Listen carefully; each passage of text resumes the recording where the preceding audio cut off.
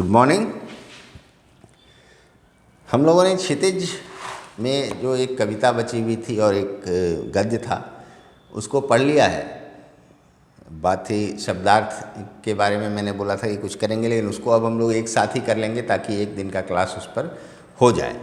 तो आज हम लोग कृतिका में जो एक पाठ है साना साना हाथ जोड़ी, उसको पढ़ना शुरू कर देते हैं ताकि एक साथ सब खत्म करेंगे और फिर जो शब्दार्थ वगैरह का काम है वो कर लेंगे और फिर से हम लोग दोबारा शुरू करेंगे। ये मधु काकरिया की लिखी हुई रचना है, यात्रा वृत्तांत कह लीजिए इसको। ये सिक्किम यात्रा की बातें हैं इसमें। मधु काकरिया ने इनको लिखा है। साना साना हाथ जोड़ी एक नेपाली भाषा की पंक्ति है। तो इस पर हम लोग बड़ी लंबी, ये बड़ा ही कई मतलब 7-8 पन्नों का ये पाठ है, तो कई दिन लगेंगे हम लोगों को। तो इसको शुरू करते हैं आज, फिर हम लोग आगे समझते चलेंगे। तो साना साना हाथ जोड़ी इसका शीर्षक है। साना साना हाथ जोड़ी का मतलब होता है कि छोटे छोटे हाथ जोड़ना। तो साना साना हाथ जोड़ी करदहु प्रार्थना, ये नेपाली भाषा की पंक्ति है। इसका अर्थ होता है कि छोटे छोटे हाथ जोड़कर मैं प्रार्थना करता हूँ या करती हूँ। हाम्रो जीवन तिम्रो कौशली, मतलब मेरा जीवन अच्छाइयों को समर्पित हो, ये प्रार्थना कर रहे हैं। साना साना हाथ जोड़ी गर्दहु प्रार्थना, हाम्रो जीवन तिम्रो कौशली, मतलब छोटे छोटे हाथ जोड़कर प्रार्थना कर रही हूँ कि मेरा सारा जीवन अच्छाइयों को समर्पित हो। ठीक है, तो ये नेपाली भाषा की पंक्ति है, यही इसका शीर्षक दिया गया है। मैंने हैरान होकर देखा, आसमान जैसे उल्टा पड़ा था और सारे तारे बिखरकर नीचे टिमटिमा रहे थे। दूर ढलान लेती तराई पर सितारों के गुच्छे। मैं एक बार इनके बारे में और कुछ अगर हो मेरे पास तो देखता हूँ।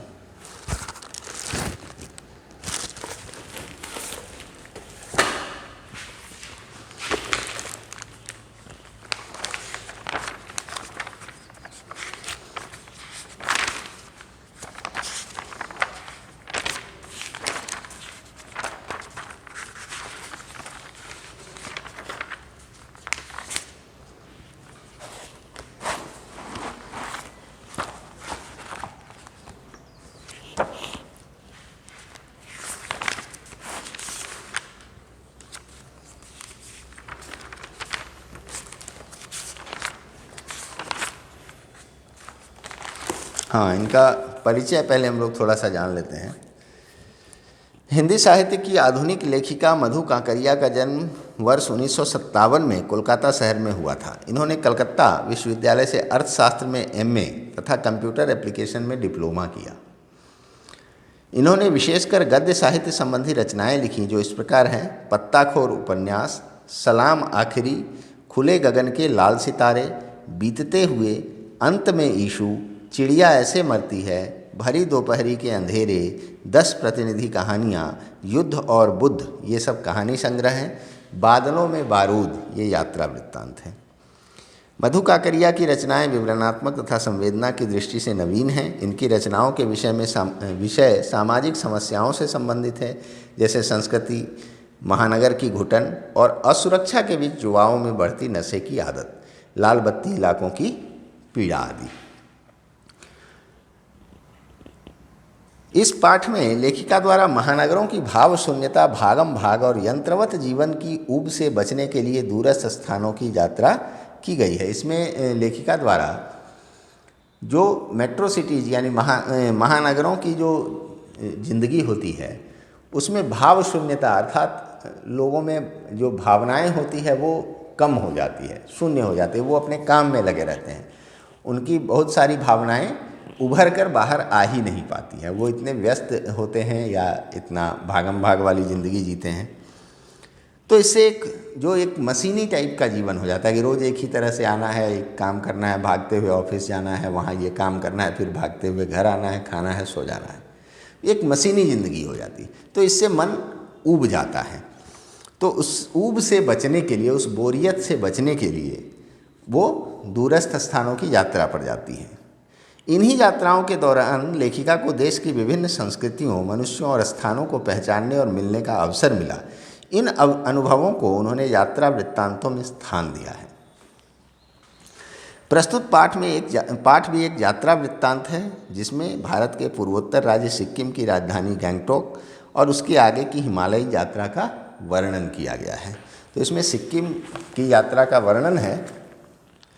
तो हम लोग पूरा ही पढ़ेंगे इसको, ताकि ठीक से और समझ में आए। सारांश वगैरह पढ़ने से काम नहीं चलेगा, तो मैं पूरा ही पढ़ता हूँ। 2-3 दिन का समय लगेगा इसको पढ़ने में, और आप भी पढ़िएगा अपने स्तर से। तो मैंने हैरान होकर देखा, आसमान जैसे उल्टा पड़ा था और सारे तारे बिखर कर नीचे टिमटिमा रहे थे। दूर ढलान लेती तराई पर सितारों के गुच्छे रोशनियों की एक झालर सी बना रहे थे। क्या था वह? वह रात में जगमगाता गंगटोक शहर था। इतिहास और वर्तमान के संधि स्थल पर खड़ा मेहनतकश बादशाहों का वह एक ऐसा शहर था जिसका सब कुछ सुंदर था। सुबह शाम रात मैं गया हूँ गंगटोक, एक आध हफ्ता मैं वहाँ रुका भी हूँ जाकर। ये कह रही हैं कि जब आप ऊंचाई से, पहाड़ी जगहों पर जब आप जाएंगे, तो आप ऊंचाई से रात में अगर नीचे देखेंगे, तो नीचे अगर कोई शहर है तो उसकी जो बत्तियां जलती हैं तो वो लगेगा जैसे तारे टिमटिमा रहे हैं। तो उसी का वर्णन करते हुए लेखिका कह रही हैं कि आसमान मानो उल्टा पड़ा था, उलट गया था, और तारे चारों तरफ बिखरे हुए थे। जो पहाड़ी क्षेत्रों में बहुत घनी बस्तियां नहीं होती है, कहीं कुछ घर कहीं कुछ घर, तो उसमें जो रोशनी वगैरह होती है वो ऐसा लग रहा था जैसे तारे बिखर गए हैं, चारों ओर टिमटिमा रही हैं उनकी रोशनियाँ। और पहाड़ में आप देखेंगे कि जो पंक्ति में घर होते हैं वो बहुत घना, गांव जैसे अपने यहाँ होता है वैसा नहीं होता है। वहाँ जैसे जगह जहाँ समतल मिला उस हिसाब से सड़कों के किनारे ज़्यादातर घर होते हैं। तो लगेगा जैसे एक लड़ी लटकी हुई है रोशनी की, एक झालर सी लटकी हुई है। वैष्णो देवी वगैरह कभी गए हों तो वहाँ भी आपको जो ऊपर से देखेंगे तो जो रास्ता है पूरा, उसमें बत्तियाँ जलती है, तो वो लगेगा पहाड़ में रोशनी का झालर लटका हुआ है। तो उसी तरह का कुछ दृश्य था। तो इतिहास और वर्तमान के संधि स्थल पर खड़ा, पिछला समय और अभी के समय के बीच खड़ा मेहनतकश बादशाहों का वह ऐसा शहर था जिसका सब कुछ सुंदर था। सुबह भी सुंदर, शाम भी सुंदर और रात भी सुंदर। वह रहस्यमयी सितारों से भरी रात मुझ में सम्मोहन जगा रही थी, कुछ इस कदर कि उन जादू भरे क्षणों में मेरा सब कुछ स्थगित था, अर्थहीन था। मैं, मेरी चेतना, मेरा आसपास, मेरे भीतर बाहर सिर्फ शून्य था, और थी अतीन्द्रियता में डूबी रोशनी की वह जादुई झालर। अब यह जो दृश्य था यह इतना सम्मोहक था, इतना सुंदर था कि उसको देखने के बाद लेखिका के पास सोचने के लिए कुछ बचा नहीं, वो उसमें डूब गई। अतीन्द्रियता का मतलब हुआ कि वो इंद्रियों से परे था, मतलब उनके सोचने समझने देखने की शक्ति से ज़्यादा खूबसूरत था वो। तो उसको देखने में वो डूब गई, सब कुछ शून्य जैसा हो गया और कुछ सोच नहीं पा रही थी वो। धीरे धीरे एक उजास उस शून्य में फूटने लगा। उजास मतलब प्रकाश की झलक या उजाला। धीरे धीरे एक उजास उस शून्य से फूटने लगा। एक प्रार्थना होठों को छूने लगी। कहीं से प्रार्थना की आवाज़ सुनाई दी, साना साना हाथ जोड़ी गर्दहु प्रार्थना, हामरो जीवन तिमरो कौशली। जिसका अर्थ मैं आपको बता चुका हूँ कि छोटे छोटे हाथों को जोड़कर मैं प्रार्थना कर रही हूँ कि मेरा सारा जीवन अच्छाइयों को समर्पित हो। आज सुबह की प्रार्थना के ये बोल मैंने एक नेपाली युवती से सीखे थे, तो इनके दिमाग में यह प्रार्थना के बोल आ रहे हैं। सुबह हमें युमथांग के लिए निकल पड़ना था, पर आंखें खुलते ही मैं बालकनी की तरफ भागी। यहाँ के लोगों ने बताया था कि यदि मौसम साफ हो तो बालकनी से भी कंचनजंगा दिखाई देती है, हिमालय की तीसरी सबसे बड़ी चोटी कंचनजंगा। पर मौसम अच्छा होने के बावजूद आसमान हल्के हल्के बादलों से ढका था।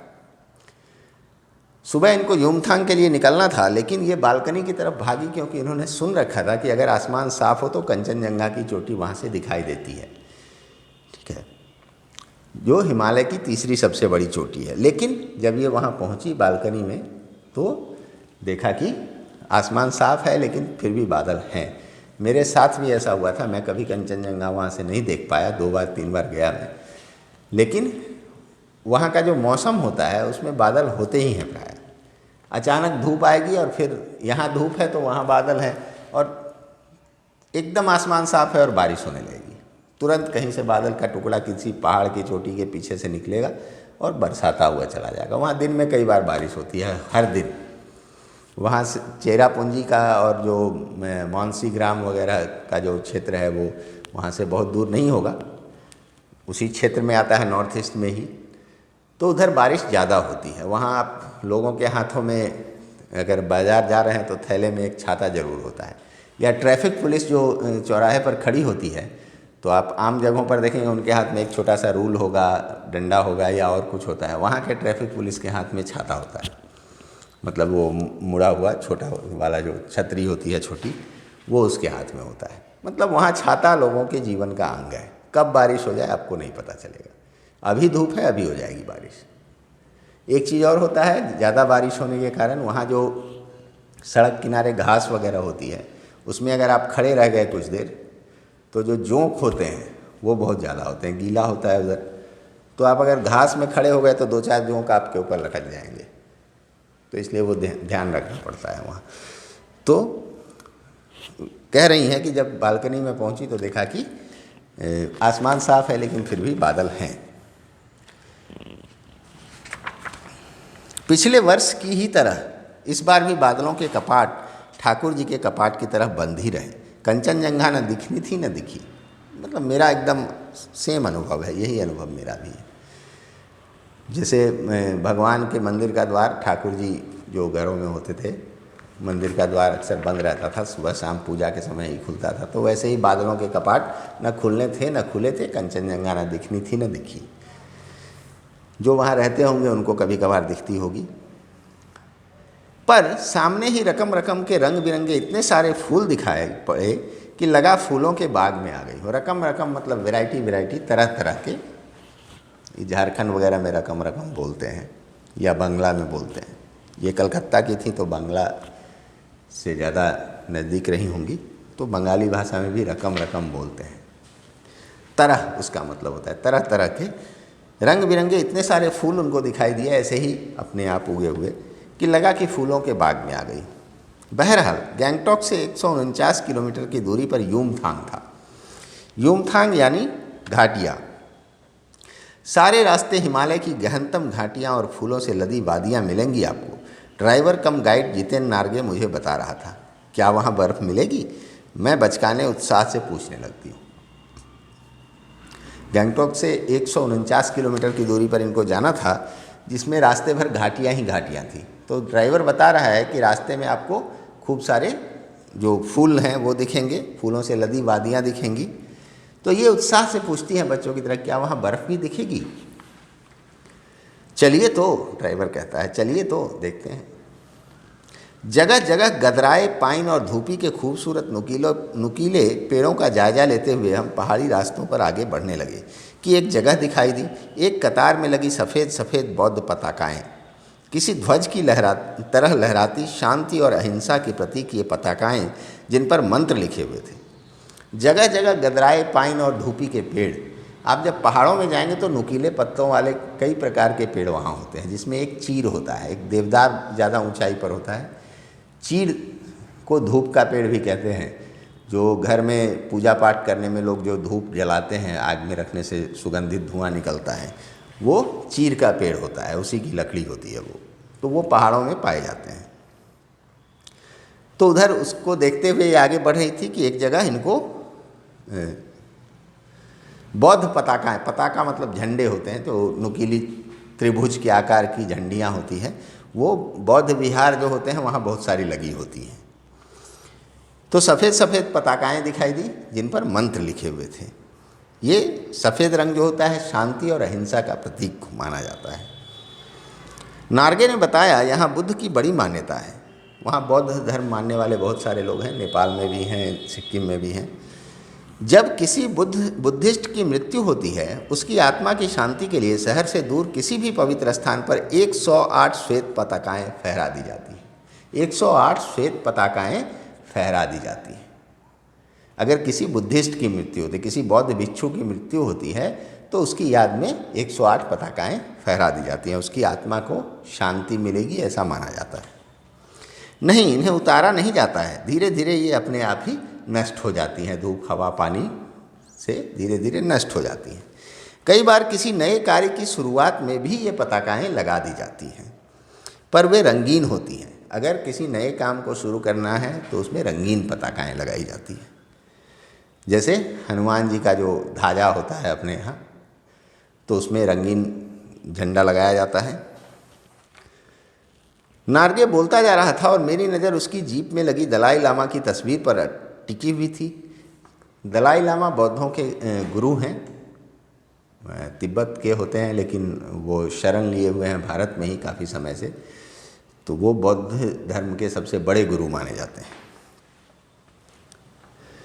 वो एक पद है जिस पर समय के साथ लोग बदलते हैं। कई दुकानों पर भी मैंने दलाई लामा की ऐसी ही तस्वीर देखी थी, तो लोग उनके प्रति श्रद्धा रखते हैं, इसलिए गाड़ियों में दुकानों में उनकी तस्वीर लगा कर रखते हैं। हिचकोले खाती हमारी जीप थोड़ी और आगे बढ़ी। अपनी लुभावनी हंसी बिखेरते हुए जितेन बताने लगा, इस जगह का नाम है कविलोंग स्टॉक। वहाँ ऐसे ही नाम आपको मिलेंगे, नाम बोलना थोड़ा मुश्किल होता है, सिंगतम थुमतांग टाइप का नाम सब मिलेगा आपको वहाँ।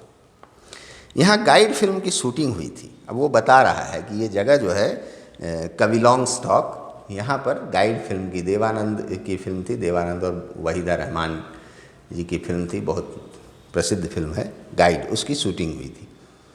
तिब्बत के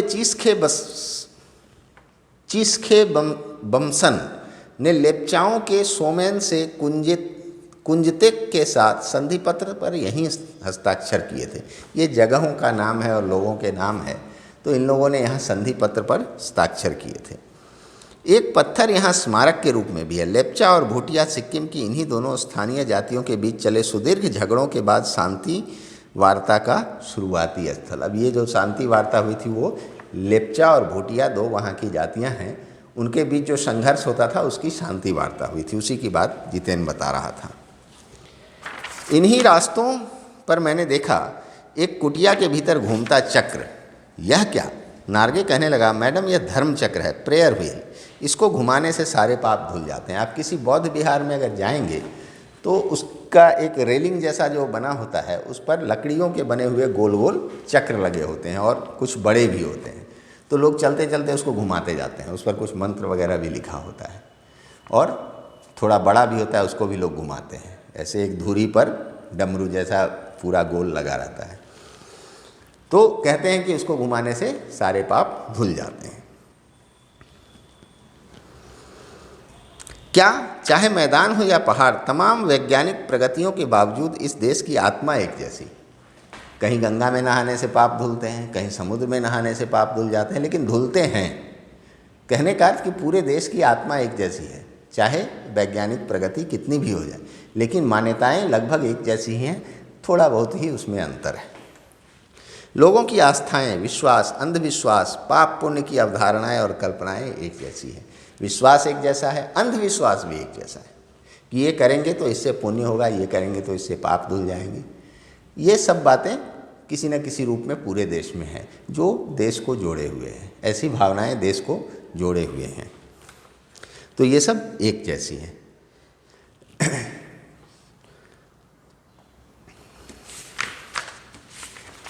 ठीक है, यहीं तक आज रखेंगे, क्योंकि लगातार पढ़ने से मेरा भी गला सूखने लगता है और आप भी मज़ा नहीं ले पाएंगे पूरी तरह। तो आप इस पाठ को पढ़िएगा, जो भारी शब्द लगें उनको नोट करते जाइएगा, उनका अर्थ ढूंढिएगा, नहीं तो मुझसे पूछिएगा, लेकिन लिखिएगा ज़रूर उनको, क्योंकि वो आवश्यक है किसी भी पाठ को समझने के लिए। तो आप लोग ये सब करिएगा, पाठ को पढ़िएगा, बोल बोल कर पढ़िएगा ज़ोर से, ताकि जो टेढ़े मेढ़े शब्द हैं वो आपको बोलना आ जाए। बोलना आएगा तो लिखना भी आ जाएगा। ठीक है, तो आज इसको यहीं तक रखेंगे। धन्यवाद।